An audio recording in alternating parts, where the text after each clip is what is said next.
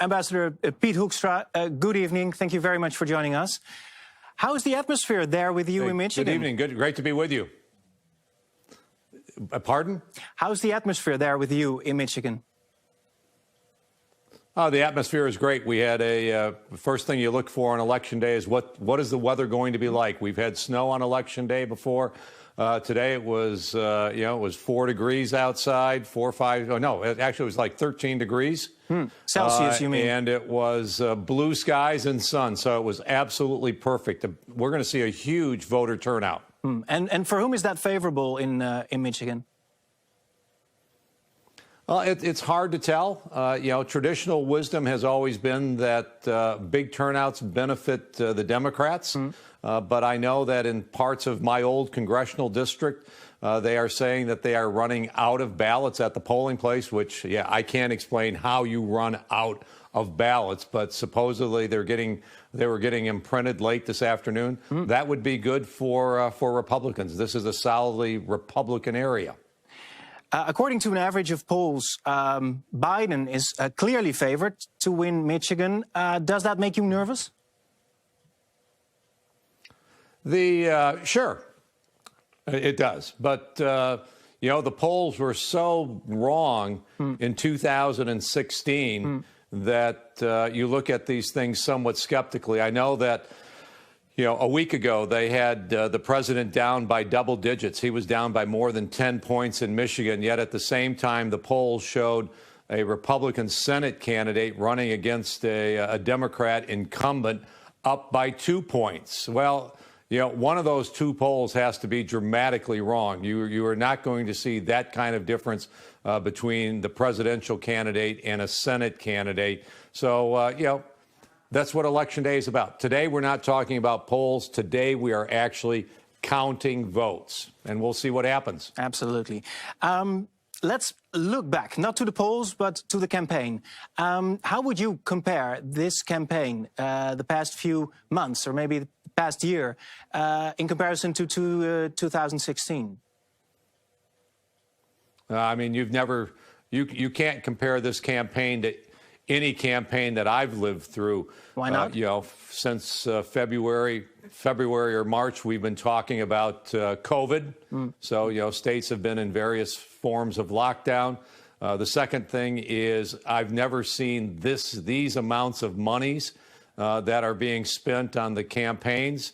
The third thing is neither one of the major parties actually had their conventions this year in August, which typically are the beginning of the fall campaign. And then, you've got one candidate who has not campaigned that extensively outside of their home, and they've done it with smaller rallies.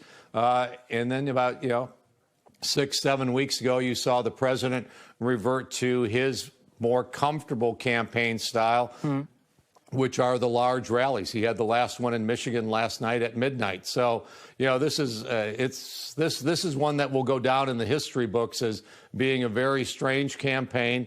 And yet today we will see, I believe, record turnout of voters participating in the campaign. So democracy is alive and well in the United States. Absolutely. Do you think that this COVID pandemic influences not only the process of the elections, but also the outcome? Oh, absolutely. The analysts, the political analysts have been saying for the last couple of months, if more voters are going to the polls and voting because of how they believe the COVID crisis was handled, that benefits the Democrat candidate, Joe Biden. If more people are going to the polls concerned about who's going to be the best to bring us back out of this economy dip and bring the economy back, if it's about the economy, that helps the president. So it could go both ways. Of course, COVID's going to have a huge impact. Yeah, it cuts both ways. Let's talk about the relationship between the U.S. and the rest of the world, specifically Europe. Earlier today, I spoke to your predecessor, Timothy Brouwers, and I spoke to former NATO General Secretary Jaap de Hoop Scheffer, in English better known as Jaap de Hoop Scheffer. Both say that the relationship between the US and Europe has worsened in the last few years. Do you agree with them? I totally disagree with that. From a military standpoint, you see the United States and more countries putting more money into NATO than ever before, an organization that has worked and brought peace and prosperity to Europe for 70 years. Europe wouldn't be putting more money into NATO if they didn't think it was a strong relationship. From an intelligence standpoint, from a law enforcement standpoint, the cooperation between the United States and Europe, and especially the Dutch, keeps getting stronger and stronger. America said, and Donald Trump said this, there was an administration that said we're pivoting from Europe to Asia, and Donald Trump came back and said our most important economic and national security relationship is Europe. And to make that strong, yes, we're going to ask more from our partners in Europe. Sure, the tone may be tough, but the end result is the relationship is stronger than it's been in a long time. But not only tone-wise, also when you look to actions, a lot of Europeans fear the actions taken by the president, or maybe the actions that are going to be taken. When we think about him calling NATO obsolete, pulling forces out of Germany, pulling out of international organizations like WHO, pulling out of the Paris Agreement. For many people, it's more, of course, America first and internationalism less. Well, explain that to the American people when we pay for more than half of NATO and we ask NATO to pay for its fair share. America's not asking Europe to do anything that is unreasonable. We're asking Europe to step up and pay its fair share.